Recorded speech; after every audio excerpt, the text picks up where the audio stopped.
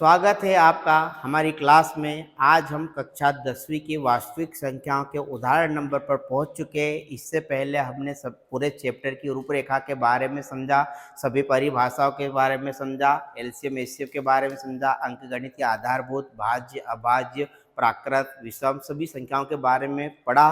उसके बाद आज हम उदाहरण कर रहे हैं प्रश्नवाली 1.1 के। अभी तक आपने पुराने वीडियो नहीं देखे हैं तो लिंक में दे रखे हैं हमने, उन पर जाइए और देख लीजिए। प्लेलिस्ट बना दी हमने, आप जब भी फ्री रहे तब देखें। अब हम आप देखने जा रहे हैं पहला उदाहरण। तो उदाहरण आपको दिख रहा होगा संख्याओं में, इसको और बड़ा कर देता हूँ आपको समझ में आ जाए इसके लिए। ये दिख रहा होगा संख्याओं 4n पर विचार कीजिए, जहाँ n एक प्राकृत संख्या है।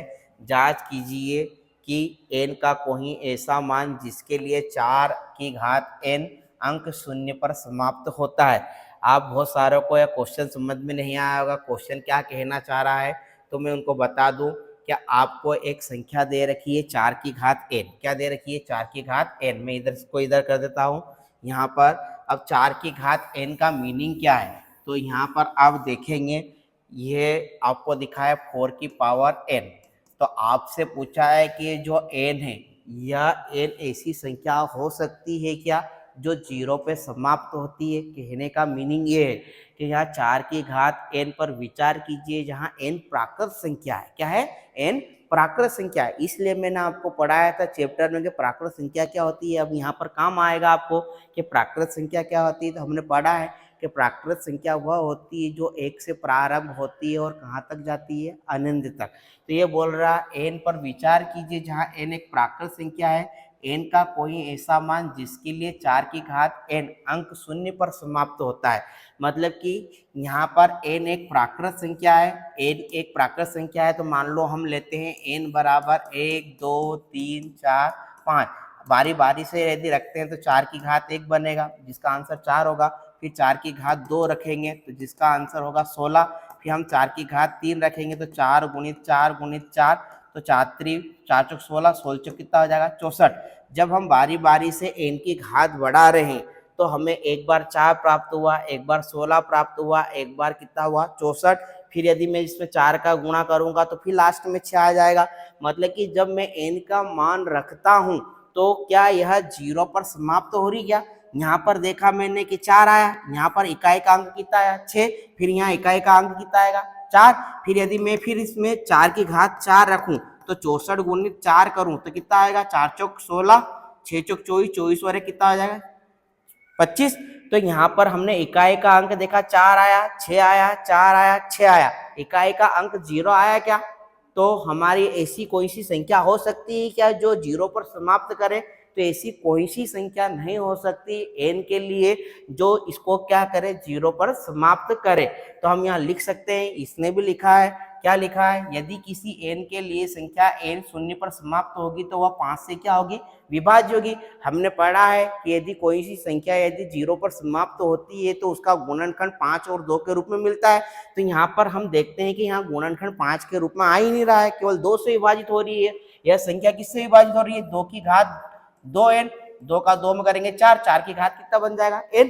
तो हमारी संख्या ऐसी कोई सी संख्या नहीं है जो 5 से क्या हो रही है, विभाजित हो रही है, 2 का मल्टीपल है। तो यहाँ पर लिखा यदि किसी संख्या n के लिए शून्य पर समाप्त होगी तो वह 5 से विभाज्य होगी, अर्थात 4 की घात n अभाज्य गुणनखंड में अभाज्य संख्या 5 आनी चाहिए। यह संभव नहीं है। क्यों नहीं है, क्योंकि 4 की घात n को हमने क्या लिखा, 2 की घात 2n का लिखा, और 4 की घात n के गुणनखंड में केवल अभाज्य संख्या क्या आ रही है 2 और 5 नहीं आ रही है। तो हम यहाँ लिख सकते हैं कि जिसके लिए 4 की घात 1 अंक पर 0 पर समाप्त नहीं होगी। यही आपको बताना था। आपको बताना था कि यह ऐसी कोई सी संख्या हो सकती है क्या जो 0 पर समाप्त होती है। तो हमने बता दिया कि ऐसी कोई सी संख्या नहीं है जो 4 की घात n को 0 पर समाप्त करे। आ गया आपको समझ में आ गया क्वेश्चन।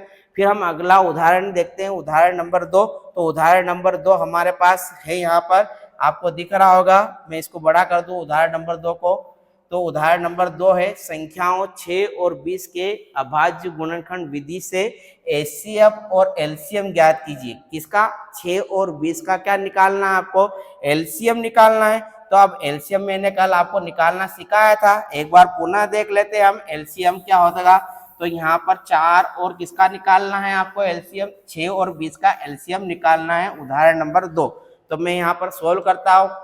उदाहरण नंबर 2 को यहाँ लिखेंगे हम 6 और 20 के एलसीएम, क्या लिखेंगे का एलसीएम, लघुत्तम समापवर्त्य।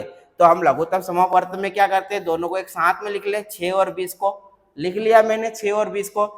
अब जो छोटी संख्या है से विभाजित करेंगे, 2 से विभाजित करेंगे कि 6 को कितनी बार जाएगा 3 बार, फिर 2 से विभाजित करेंगे 20 को कितनी बार जाएगा 10 बार, फिर 2 से विभाजित करेंगे तो 2 का भाग 3 में तो जाता नहीं है, तो 3 क्या कर देंगे हम ऐसा का ऐसा, फिर 2 से डिवाइड करेंगे 10 को कितनी बार 5 बार। अब कौन सी संख्या 2 के बाद कौन सी है 3, 3 से डिवाइड करेंगे तो 3 एकम 3, 5 में जाता है क्या नहीं जाता, तो 5 ऐसा का ऐसा। अब 5 से विभाजित करेंगे तो 1, 5 एकम 5। तो हमारे गुणनखंड क्या है, इनको लिख लो आप 2 गुणित 2 गुणित 3 गुणित 5, इनका गुणा करो 5 3 15, 15 दूना 30, 30 दूना 60। तो हमने एलसीएम के बारे में क्या पढ़ा था, ऐसी छोटी से छोटी संख्या जो दी गई संख्याओं से क्या होती है विभाजित होती है।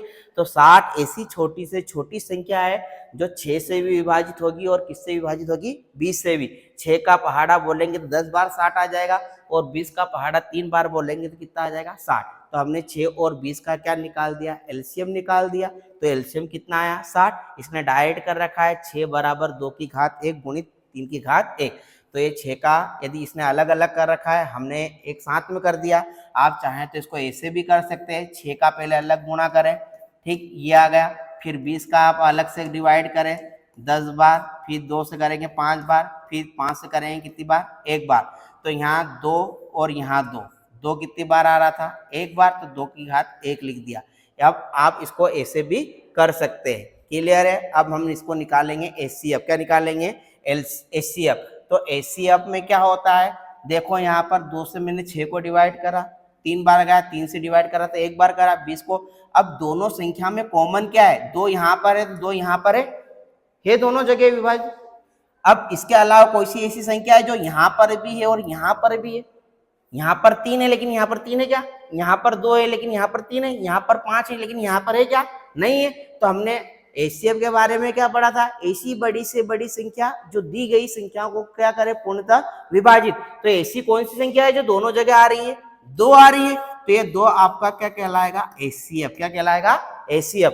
2 ऐसी बड़ी से बड़ी संख्या है जो 6 को भी विभाजित करती है और किसको करती है 20 को भी। तो यहाँ पर आपका दिख रहा होगा एचसीएफ 6 और 20 का एचसीएफ 2 है और एलसीएम आपका कितना है 60 है। इस तरह से हमने एलसीएम और एचसीएफ ज्ञात करा 6 और 20 का। आशा है कि आपको समझ में आया होगा। अब हम अगली स्लाइड पर जाते हैं, अगले उस पर। तो उदाहरण नंबर 3 पर, उदाहरण नंबर 3 और 4 मोस्ट आईएमपी क्वेश्चन है एग्जाम की दृष्टि से आपके लिए। तो उदाहरण नंबर 3 क्या है मैं आपको बता दूं यहाँ पर। यह उदाहरण नंबर 3, इसको थोड़ा मैं बड़ा कर लेता हूँ, आपको समझ में आ जाएगा।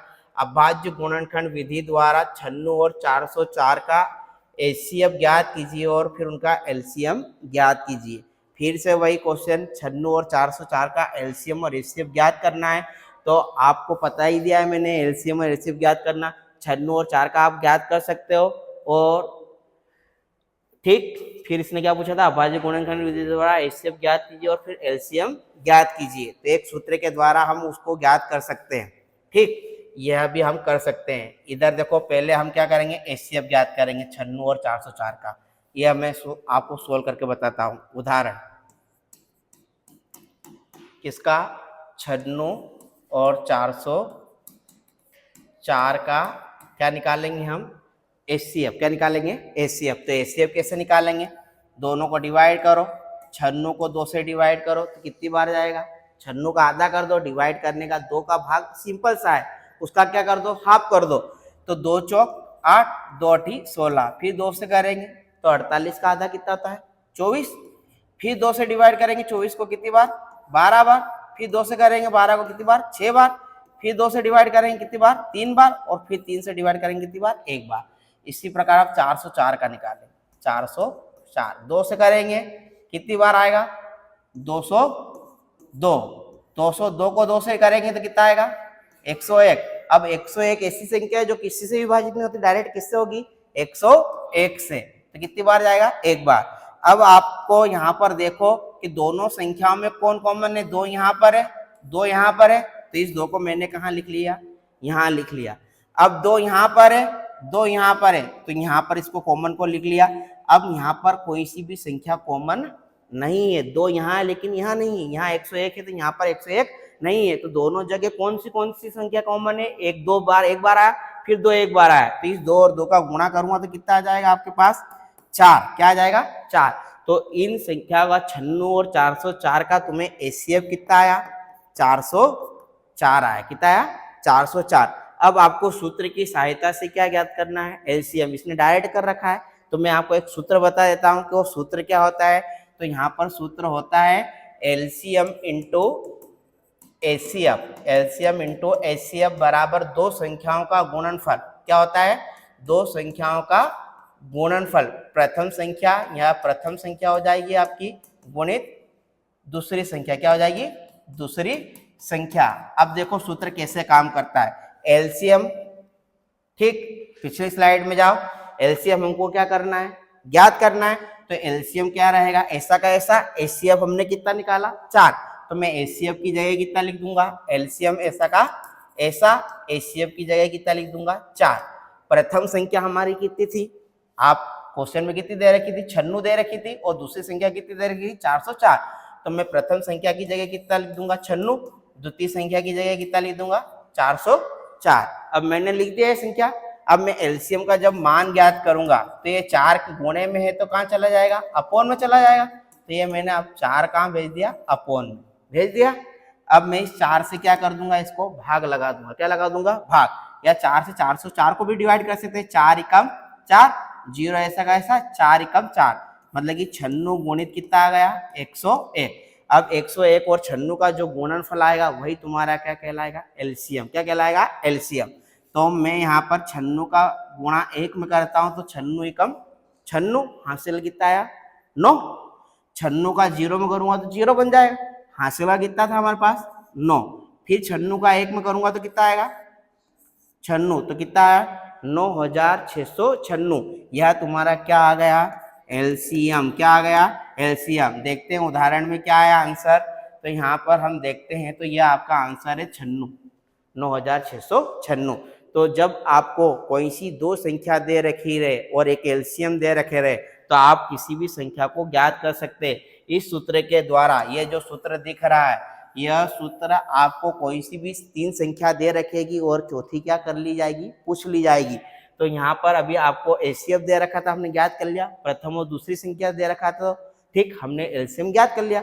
अगली बार क्या होगा, वो एचसीएफ पूछ लेगा, एलसीएम दे देगा, या फिर दोनों दे रखेगा और दूसरी संख्या दे रखा तो प्रथम संख्या पूछ लेगा। मतलब कि इन चारों में से कोई सी भी 3 संख्या दे रखेगा और एक संख्या क्या कर लेगा, छुपा लेगा। तो हमको इस सूत्र की सहायता से चौथी संख्या क्या करनी है, ज्ञात करनी है। आ गया समझ में, यह पहेली है तो आपको सूत्र नोट कर लीजिएगा। एलसीएम इंटू एचसीएफ बराबर दो संख्याओं का गुणनफल। ठीक, इस तरह से हमने अध्याय 1 वास्तविक संख्या के प्रश्न वाली 1.1 के सभी उदाहरणों को देखा। उदाहरण नंबर 4 तक हमने सोल्व कर लिया। अब कल की क्लास में हम एक्सरसाइज 1.1 के सभी प्रश्नों को क्या कर लेंगे, हल करेंगे।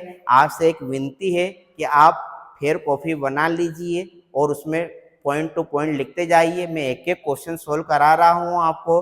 आप भले कितने भी कमजोर हो, आपको गणित में अच्छे मार्क्स आएंगे, ये विश्वास दिलाता हूँ। जैसा मैं कराता जा रहा हूँ ऐसा आप करते जाइए और फेयर कॉपी बना लीजिए। आप अभी से पढ़ेंगे तो लोगों से बहुत आगे निकल जाएंगे। आपको जब जुलाई में जब स्कूल स्टार्ट होगा, बहुत सारे बच्चे अभी आ नहीं रहे हैं, जब वो स्टार्ट आएंगे जब तक आप बहुत सारे चैप्टर कर चुके होंगे, आपको कॉपी बनाने का बर्डन नहीं रहेगा। तो मेरी बात मानिए, आप अच्छी सी कॉपी बनाइए और उसमें नोट्स तैयार कीजिए। और एक मैं आपको होमवर्क दे रहा हूँ, आप इसको होमवर्क को बताइएगा। आपको 12, 24 और 48 का क्या, केवल 2 संख्या दे रहा हूँ, चलो 12, 24 और आपको दे रहा हूँ मैं 26 और 48 का आपको एलसीएम और एचसीएफ निकालना है। ये होमवर्क है आपका। 26 और 48 का आपको होमवर्क करना है। इसमें एलसीएम निकालना है आपको और क्या निकालना है, एचसीएफ निकालना है और उस सूत्र का भी उपयोग करके देखना है। ठीक है, बारी बारी से आया समझ में आपको। मिलते हैं नेक्स्ट क्लास में जिसमें हम 1.1 के प्रश्नों को हल करेंगे। जय हिंद, जय भारत।